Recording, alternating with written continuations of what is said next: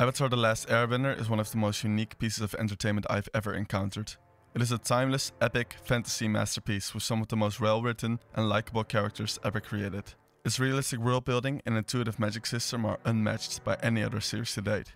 And with the show ending in 2008, it is remarkable how relevant it remains today. The active community, live action series in the making, new animated series, graphic novels expanding its universe, and new games coming out are all evidence for its greatness and impact on popular culture. To me, Avatar has become part of my identity, as weird as that may sound. I rewatch the series twice a year, and each time I'm struck by its ability to engage me in its world and multifaceted characters. It has been an obsession for mine for as long as I can remember, and I've always wanted to share my thoughts on it with others. So therefore, welcome to All About Avatar, and to the first video on this channel. In this 4-part series I will be ranking all of the 61 episodes of the show, going from least good to the best of the best. While I may sometimes be quite harsh on certain episodes, know that I love all of them, and that there are no bad episodes in Ba Sing Se. Some are just better than others. Consider subscribing like others have done to know when the next episode comes out, and obliterate the like button if you think the video was epically made. With that being said, let's start our countdown. Beginning with number 61, The Great Divide. Surprise, surprise, what can I say that hasn't been said before? The Great Divide kinda sucks. Sometimes people attribute this to the fact that it was subject to constant reruns on Nickelodeon when we were kids, so I guess our brains were just kind of tired of the repetition. But nah, this is a really small part of the problem with this episode. Avatar, to me at least, as I mentioned before, has been a series of interesting world building, compelling likable characters, and important lessons. So which of these can be found in The Great Divide? Well, basically none of them. Firstly, the characters are out of touch. Sokka and Katara taking the sides of the Zhangs and the Ganjins respectively is just a bit too simple, and it lacks depth. Moreover, it is so clear that Sokka and Katara do not really care much about the conflict or the lore of the tribes for that matter. Which brings me to another point. The lore behind the conflict of the Ganjins and the Zhangs fits so awkwardly in the context of the show. It doesn't really relate to anything, nor does the episode take it seriously, and it would have been better if the conflict felt real and important, and the lore tied into already established lore of the series, because I've never heard anybody say that they cared about the Zhangs and the Ganjins. Lastly, the resolution is so bad and so swiftly done. As others have mentioned, Aang lying is not really true to his character, and the lesson we learn is that lying is not always bad if it has good outcomes, I guess, which can be an interesting ethical topic, but the way it is handled in this episode is flat out cheap and boring and not interesting, and I just hate it. Number 60, Avatar Day. So when making this list I really didn't expect to put Avatar Day in the second to last place, but after rewatching it, really the episode is kind of boring. The mayor of the town is just plain annoying, and the only motive for the gang to go through the sham trial is because Aang wants to be an example for his people, which doesn't really hold up too well in my opinion. The different weapons used by the Rough Rhinos could potentially have been interesting, but unfortunately the fight scene at the end is just way too bland, which is usually lost potential in my opinion. On the flip side, it has some redeeming qualities. Watching Sokka geek out with his costume and pipe is really entertaining, and watching Kyoshi do anything is always interesting. Her presence itself saves this episode from being considered bad. Number 59, Barto of the Water Tribe. So again, this is one of the other few episodes of Avatar I don't really enjoy. Firstly, Barto is too forgettable. He's just a regular good guy but doesn't really bring any interesting qualities to the table. And with regards to the whole Aang lying and withholding Hakoda's message from Sokka and Katara thing, I'm in camp, I don't really like it. I get the other side though. I can somewhere see that this could be an action that would flow naturally from Aang's character. I mean, losing your entire family and your culture and the people you love could really instill a fear of losing others. However, it is not sufficiently developed in the episode, nor is it approached in a manner that I find interesting. The fight scene at the end is kinda cool, though the animation can sometimes be a bit too choppy, which is in stark contrast with some of the other fight scenes we can also find in season 1, so that's a bummer. Also, Iroh is kind of a creep in this episode, and I'm not a fan. Number 58, The Waterbending Scroll. So in this episode, Aang starts his waterbending training, Katara steals a scroll, and Uncle Iroh is just a pain in Zuko's ass. And yeah, admit it, you'll also find Katara annoying in this episode. She just comes across as so selfish when she steals a waterbending scroll and lies to Aang and Sokka. Furthermore, I guess it is nice to see Aang start waterbending, and it makes sense that he's really good at it. You know, with the whole waterbending being close to airbending thing. But this start to his training is rather underwhelming. When they're making their moves and Katara's getting frustrated and Aang is just a natural prodigy at it, just feels a bit too playful and childish for me, which in book 1 occurs other times as well. It's just a book 1 thing, I guess. And I don't know, the training scenes for Earth and Fire with Toph and Zuko respectively were just so much more interesting. Additionally, I've always found it weird that Katara does not really seem to have any talent whatsoever when it comes to waterbending, especially when compared to Aang, which kind of weakens the whole idea at the end of the season that she should be his teacher. Furthermore, I think the pirates in the episode are alright, for their purpose in the story at least. Not more than that though, they're a bit too generic to be really memorable. Some other random things I like Momo fighting with the pirate parrot scary looking bird thingy. I love how they are just total rivals from the moment they see each other. That always cracks me up. And I also love how Iroh at the end finds the White Lotus tile in his pocket and Zuko is just not having it. Number 57. The Boy in the Iceberg. So the start of this amazing series is alright. I don't really have too much to say about it. The animation kinda sucks at times and the characters do not really feel like their true selves yet.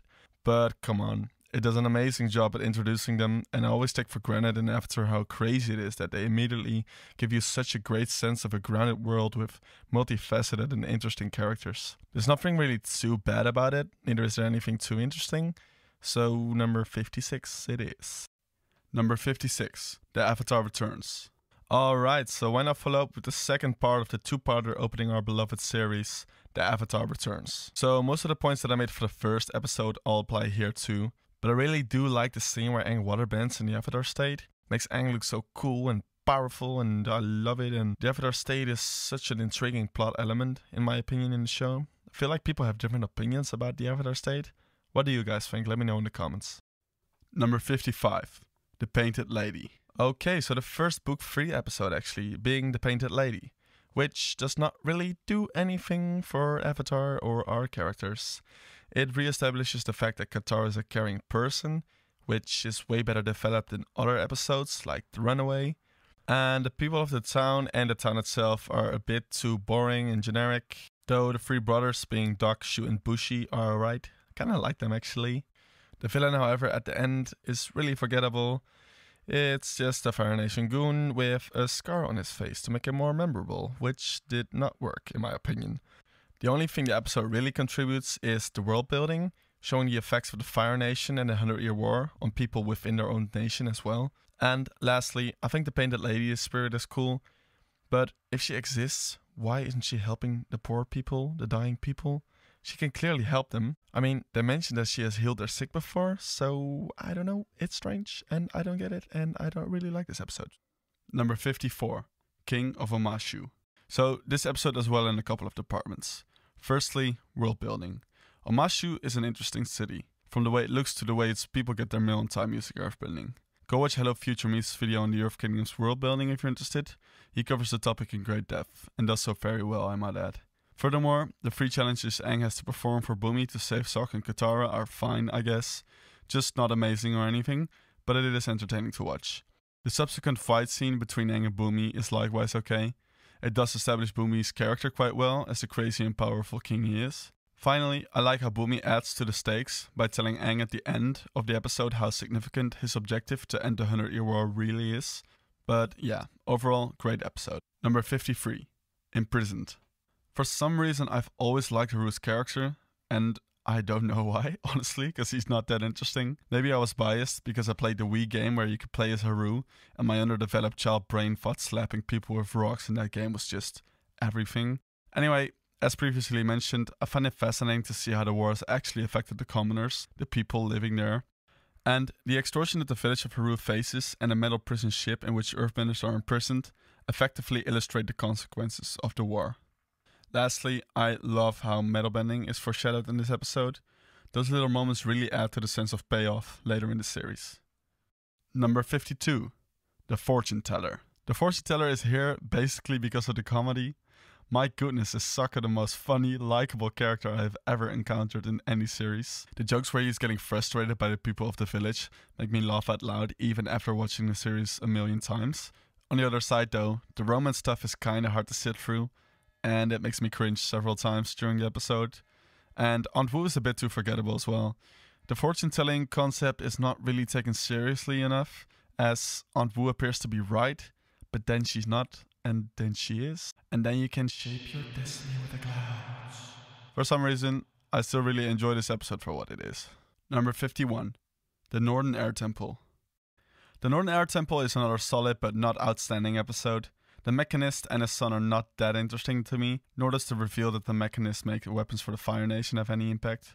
However, I really like the hermit crab metaphor to describe the overall theme for the episode. The people that moved to the Northern Air Temple may not be natives, but they have made it their home, which I just found really endearing for some reason. And the climax of the episode is the fight scene against the Fire Nation, which is at least enjoyable, though it does not really feel like the stakes are all too high for some reason, which, I don't know, it just doesn't really have that weight to it that some other fight scenes have, which holds it back from being a really great episode.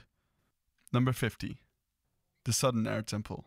So the Eastern Air Temple is not an episode that I look forward to rewatching all that much. However, it is a solid episode, which is essential to the entire series. It reveals the Fire Nation's horrific genocide on the air nomad population. That topic generally, and the subsequent image of Gyatso's corpse in a room surrounded by the Fire Nation soldiers he took out, is extremely heavy subject material for episode 3.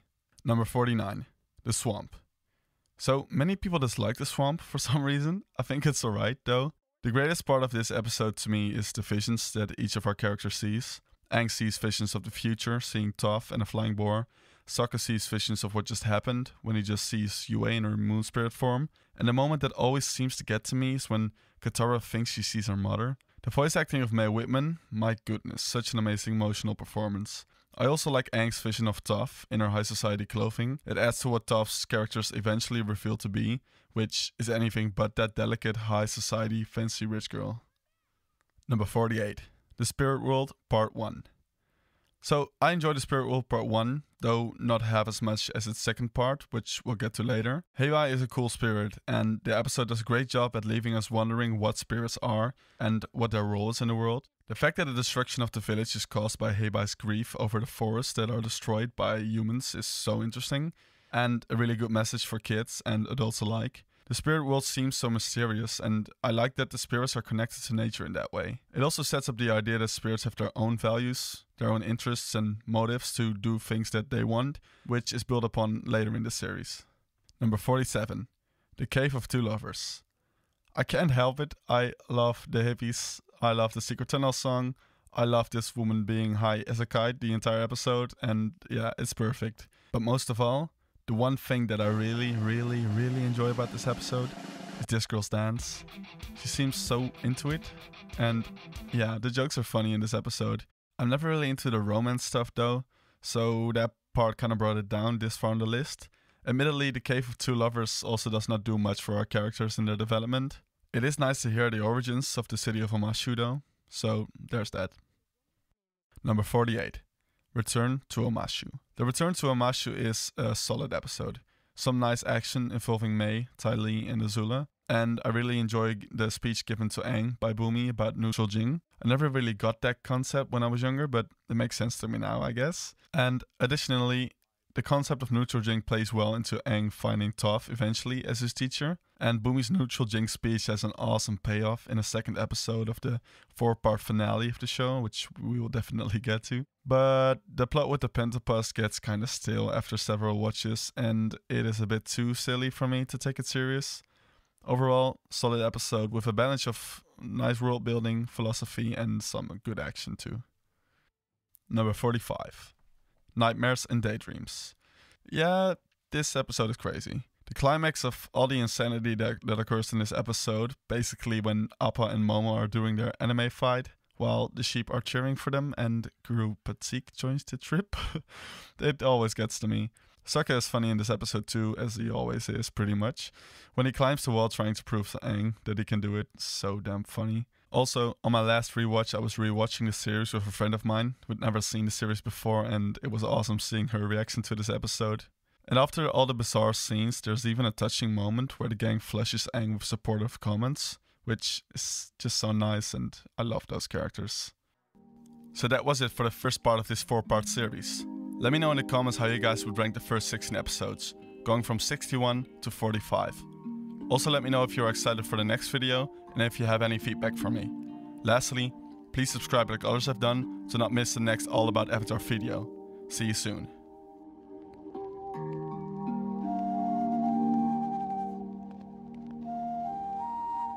Perfection and power are overrated. I think you are very wise to choose happiness and love.